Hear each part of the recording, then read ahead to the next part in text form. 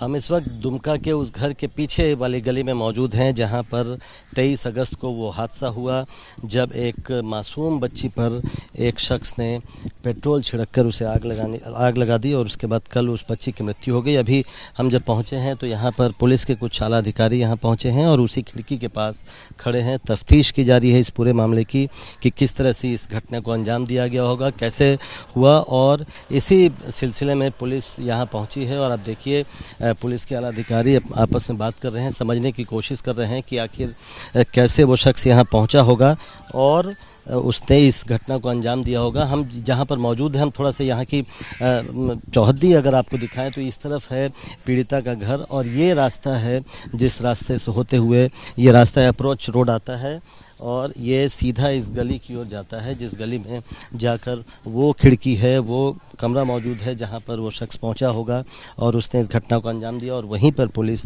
आज तफ्तीश कर रही है क्योंकि मामला बेहद संवेदनशील हो चुका है और पुलिस चाहती है कि इस मामले को जल्दी से इसकी जांच जो है वो जल्दी से जल्दी पूरी की जाए। दुमका में जो दर्दनाक घटना घटी उसमें आखिर क्या जाँच चल रही है, जाँच कहाँ तक पहुँची है और कैसे ये पूरा हादसा हुआ, हमारे साथ हैं दुमका हेडक्वार्टर के डीएसपी विजय कुमार जी। सर, उस रात क्या हुआ, क्या अब तक आपकी तफ्तीश में जांच में आया है? और आरोपी दोनों और पीड़िता दोनों इसी मोहल्ले के रहने वाले हैं, आसपास के पड़ोसी हैं। और उन दोनों जो आरोप है कि पीड़िता के ऊपर जो युवक है जो न्यायिक हिरासत में भी है, उसने प्रेम प्रसंग के लिए उसको प्रेरित किया, लेकिन वो नहीं मानी तो उसको धमकी दिया, जिसके आधार पे नहीं एक रिजल्ट के रूप में उसको सोते हुए अवस्था में उसके कमरा में पेट्रोल डालकर बाहर से माचिस डाल दिया है। वो एक खिड़की आप देखेंगे आसपास में।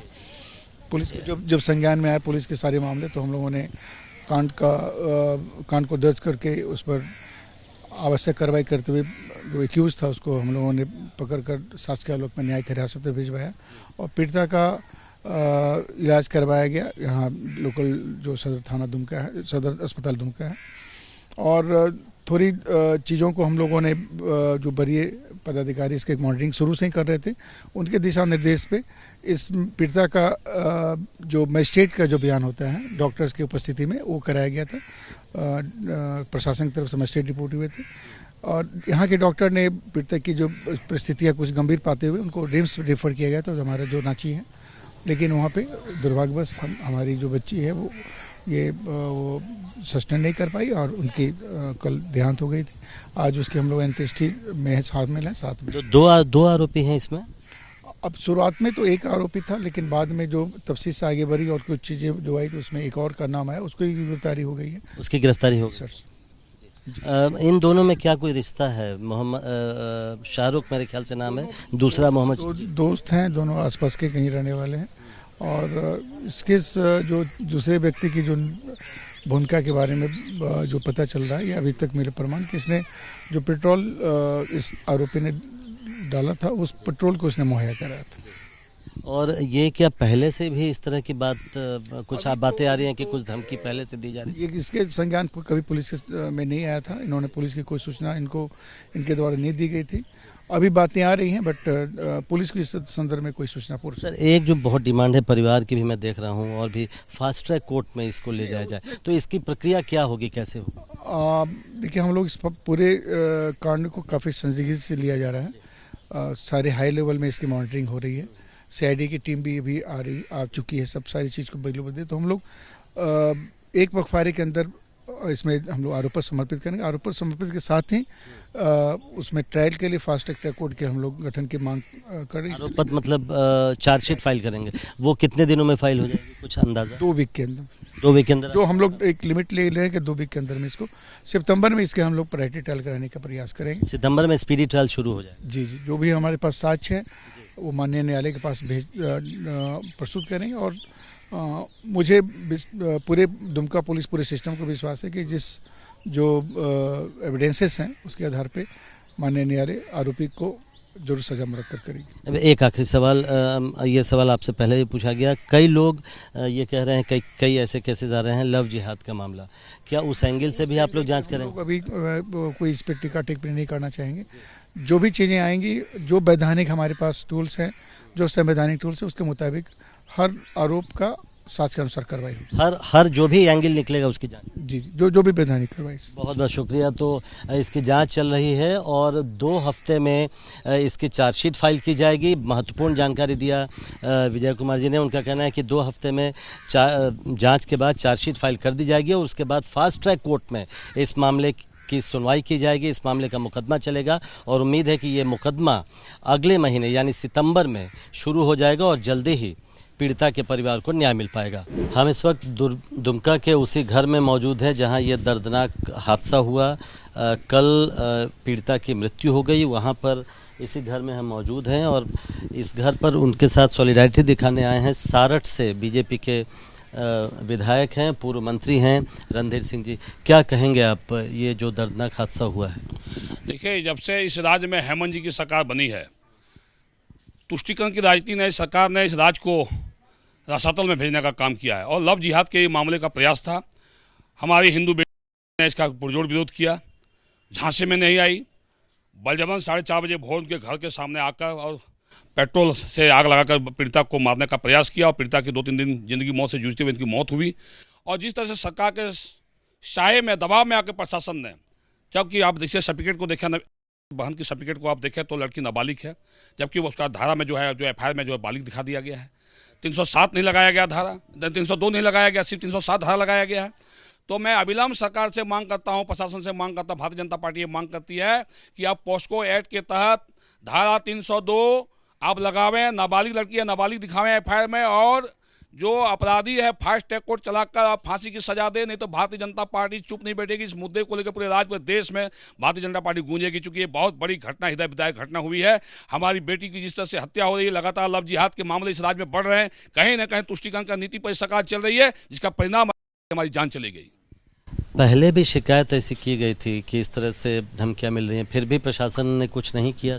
इसके पहले भी लगातार धमकी दिया जा रहा था। इनको लगातार रास्ते में जब इस कॉलेज जाती थी, लगातार इनको प्रयास किया जाता था, इनको छेड़ने का प्रयास किया जाता है। बेटी ने कई बार शिकायत भी किया प्रशासन को। प्रशासन का पहले चेत जाती, प्रशासन पहले का एक्शन लेता, ये बेटी की जान नहीं जाती। मैंने कहा ना, इसलिए यहाँ के प्रशासन, इस राज्य की प्रशासन, संथाल परगना के प्रशासन बालू और कोयला अवैध पत्थर बेचने में व्यस्त है और जिसके परिणाम स्वरूप आज पुलिस प्रशासन पैसा उगाही में व्यस्त है, जिसके चलते आज हमारी बेटी की इस तरह की हत्या। लॉ एंड ऑर्डर समाप्त हो चुका है इस राज्य में। हेमंत सरकार में लॉ एंड ऑर्डर ध्वस्त हो चुका है, जिसके चलते अंकिता जैसी बेटी आज असुरक्षित अपने आप को महसूस कर रही है। दुमका में जिस बच्ची के साथ एक बड़ा हादसा हुआ, उसके परिवार में शोक का माहौल है। आज उसका अंतिम संस्कार किया गया है। हमारे साथ हैं जो पीड़िता थी अंकिता, उनके पिताजी हैं। आज आप लोगों ने अंतिम संस्कार किया है, कैसे हुआ ये? मैं तो सुन रहा था, कैसे हुआ ये हादसा? उसके पहले क्या कोई इस तरह की धमकी मिली थी? इस तरह की आप लोगों को कब पता चला कि ऐसा कुछ हो सकता है? मेरा नाम है, मेरा बेटी का नाम है शाहरुख हुसैन के नाम का लड़का, यही 200 मीटर में दूरी में उसका घर है। मेरा बेटी का मोबाइल नंबर दोस्त से या उसका सहेली से लेकर के उसको तंग किया करता था। तो मेरा बेटी हमको बोलती नहीं थी कि मेरी वाइफ है नहीं। उसके बाद 22 तारीख को 22/8 को 8 बजे रात में मेरा बेटी को मोबाइल ने फ़ोन किया कि तुमसे बात करो, प्यार करो, नहीं करोगे तुमको हम जला देंगे। हम आए 10 बजे रात में, प्राइवेट जॉब करता हूँ और 10 बजे रात में छुट्टी मिला, आए तो बोले पापा देखिए हमको धमकी दे। ठीक है बेटा, सुबह जाकर बात करेंगे। अपना रूम में सोई हुई थी, खिड़की का ग्रिल लगा, मतलब कि ग्रिल है, पल्ला लगाया हुआ था, गेट खोल करके 2 लीटर पेट्रोल छिट करके बेटी उठी। जैसे पेट्रोल छिड़का है, ठंडा लगा, बोले पापा कहीं पानी पड़ता होगा। जैसे उठी तो माचिस फेंक दिया। माचिस फेंका, जब तक जलती रही, मेरा वो शाहरुख हुसैन खिड़की के पीछे से दरवाजा देखता रहा। उसका वो खिड़की पे खड़ा रहा था। खड़ा था। ये मैं कहूँगा हेमंत, आप दिखाएं, देखिए ये खिड़की जो है, ये और इसी बेड पे सो रही थी, इसी बेड पे सो रही थी, सर उस तरफ था और ये खिड़की खुली हुई थी। जब तक जलती रही, हाँ जली, उठ के दौड़ते हुए आई, पापा हमको बचा ली। पूरा लग रहा था, हम सोचे क्या कि कुछ कर लिया अपने आप। दौड़ के देखता पूरा जल रहा है, पूरा लहक रहा है पूरा। तो पहले बेटी को बचाया मैं, उसका टी शर्ट वगैरह, टी शर्ट पहनी थी, टी शर्ट खोल के फेंका, पैजामा खोल के फेंका। उसके बाद बोले बेटा बैठो, तो हाँ उसको बैठाएं। बैठाने के बाद बाल्टी में पानी उझली, तब तो घर बुताएं, आग वो अपना हम बुझाएं पानी से। बुझाने के बाद फिर बेटी को हॉस्पिटल ले गया, सदर अस्पताल में जाके एडमिट किया। तो आपको यहाँ तो ट्रीटमेंट है ही नहीं, जो मलहम तो लगाया। पूरा बेटी तड़पती रही बेचैन।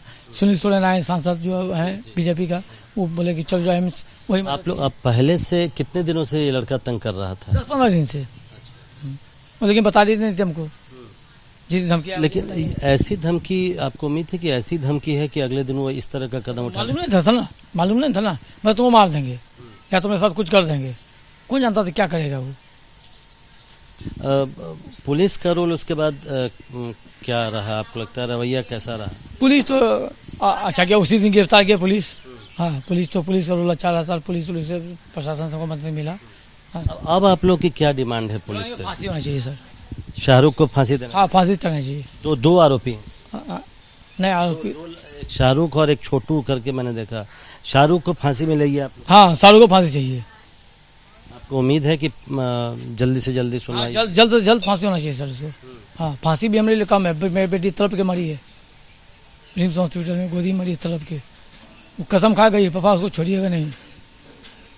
कितनी दूर है शाहरुख का घर? यहाँ यहाँ से 200 किलोमीटर दूरी में है। 200 मीटर? हाँ 200 मीटर, मतलब इसी गली में है? हाँ, इसी मोहल्ला में है।